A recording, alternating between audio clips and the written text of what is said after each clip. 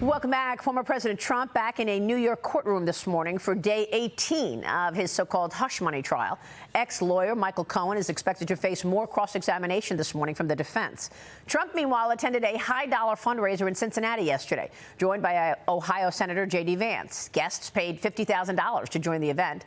The former president also appearing at a top-dollar Manhattan fundraiser dinner on Tuesday night. Some potential running mates were there, including North Dakota Governor Doug Burgum and South Carolina Senator Tim Scott. Joining me right now is the man himself, South Carolina Senator and Senate Banking Committee ranking member Tim Scott. Senator, it's great to see you. Thanks so much for joining me this morning. Thank you, Maria. Good to be with you. So talk to us about how you see this trial. How's President Trump doing in this New York trial and in the midst of all of this fundraising going on in the middle of it? There's no doubt President Trump is doing very well in the trial.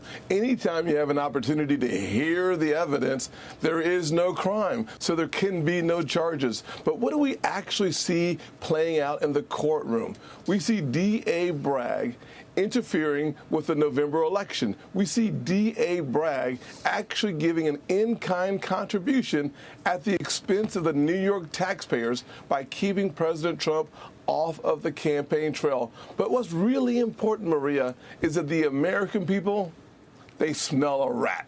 And when they smell a rat, they rally for President Trump because no one in our country really appreciates a two-tier justice system.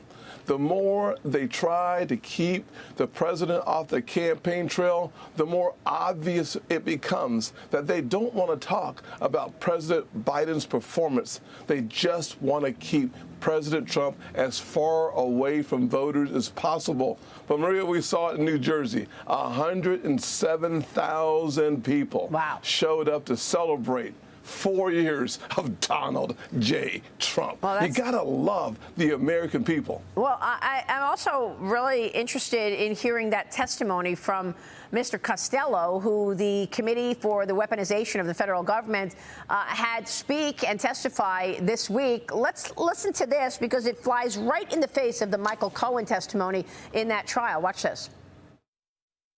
Every time I brought it up, every time he answered, I swear to God, Bob, I don't have anything on Donald Trump. I said, Michael, whatever you have has to be truthful. If you think you can go in there and tell these people lies, you're crazy. It's going to backfire on you. You can't do that.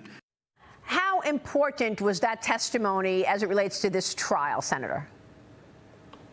Well, it was damning, number one, but number two, Maria, when your star witness is a liar, someone who went to jail for lying to Congress. The one thing we know about Michael Cohen is he has an axe to grind. He wants to get back at Donald Trump. He's not looking to tell the truth. He's not looking to bare his soul. He's not looking for redemption.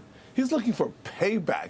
And it becomes more and more clear every single day of the trial. The cross-examination, devastating. We keep hearing how bad this case really is, not just for Bragg, but for the Democrats. They're desperate for Trump to stay off the trail and to find a scintilla of evidence against him. There's no crime. You're never going to find it because it does not exist. Well, they've had all of this testimony from Stormy Daniels and now Michael Cohen. We'll see how the jury sees all of this. Terrible. Yeah. How do you expect the jury to read this? Well, I think of it as a hung jury. One thing that when I was talking to the president, he said to me, 92% of the people who live in the Manhattan district are Democrats. Yeah. How do you have a fair trial when the deck is stacked against you? The good news is this has been such a terrible case. This has been such a disaster. Yeah. I expect a hung jury. But what the American people expect is to make the decision who they want to be the president of the United States. Not the Democrats, not Bragg, not some two-tier justice system, but they want the American people to decide. And the debates will help that. President Biden and former President Trump agreeing now to two debates. I can't wait. The first happening in June, June 10th, the second, June 27th, rather, the second in September, September 10th. The vice presidential debate not scheduled yet, but Biden wants that to happen in late July. What do you think about that? What do you think about potentially debating Kamala Harris? Well, anybody who has an opportunity who's a conservative debate Kamala Harris should be excited about it, almost giddy about having a conversation with the border czar. There's no doubt about it that whether it's President Trump or a presidential debate, the one thing we should focus on, what are the American people want as their priorities? They want to talk about the border. 10 million illegal immigrants, the greatest invasion in American history, and the czar herself wants to debate that? Or while they're in Atlanta, while they talk about the rising crime that's devastating poor people right in Atlanta. It's one of the reasons why President Trump stops by a Chick-fil-A. Yeah. People get excited. They get ecstatic. Why? Because they know the truth. They can see it with their own eyes. They don't need to listen to the lies of President Biden. They know the truth in their own hearts. They know the truth at the gas pump. They know the truth in the grocery store. We need 4 more years of President Donald Trump. And frankly, I'd like to hear a debate on the border in Eagle Pass, Texas. I'll take a debate on crime in Atlanta. I'll have a conversation with anyone, anywhere, and President Trump will too, as it relates to the stability of our economy. 9% inflation because of Biden, 2% and lower because of Trump. Let's have that conversation. Well, anytime, anywhere. Kellyanne Conway reportedly privately encouraged Trump to pick you as his running mate. Have you discussed this with the president?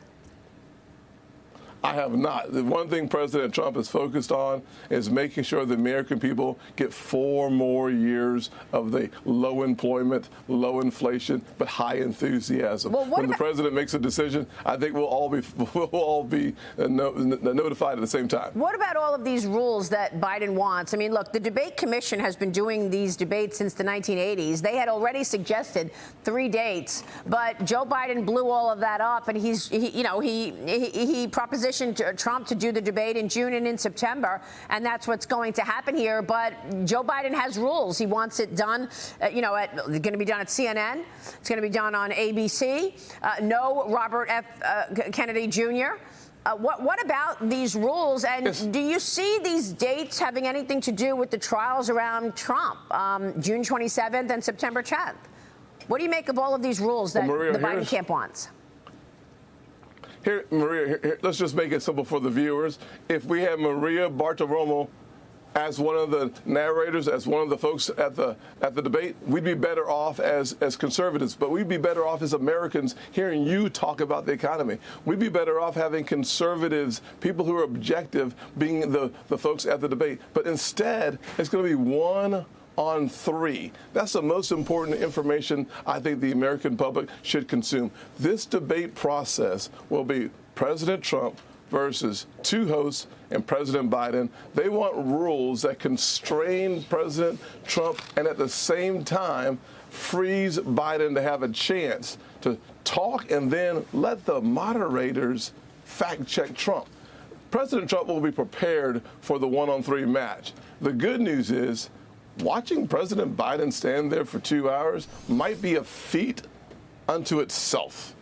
I can't wait to see President Trump wipe the floor with President Biden. Well, I want to ask you about the business of the day. The Senate Banking Committee holding a hearing on oversight of U.S. financial regulators today. Federal Reserve Vice Chairman Michael Barr, Federal Deposit Insurance Corporation Chair Martin Gruenberg expected to speak. Senator, what are you getting at with this hearing? What are you expecting to come out of it? And would you say today that the banking sector is secure and is healthy? Because I noticed that Jay Powell took that line out of his statement in the last couple of Fed meetings, that the banking sector is strong. He took that line out.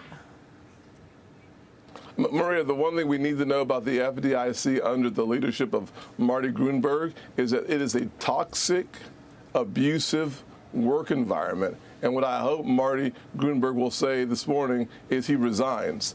He has been there for more than 2 decades, and the one thing that's coming out of his leadership there is a corrosive environment. On Michael Barr at the Fed, his proposal to park more capital on the sidelines, making it harder for small businesses to start, making it harder for millennials to borrow for their first home, that is a terrible concept. He's trying to have a capital solution for an actual liquidity issue. Yeah. You know this better than anybody.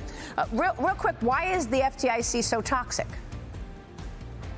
Well, Martin Gruenberg's, his leadership style has been to scream, to shout, and to throw things at people. Wow. And so the fact of the matter is he has an abusive, corrosive environment that is being brought to our attention by whistleblowers within the FDIC for the last couple of years. Senator, we'll be watching that hearing and your work, certainly. Thanks so much for being here this morning. Thank you, Maria. All right, Senator Tim Scott. We'll be right back.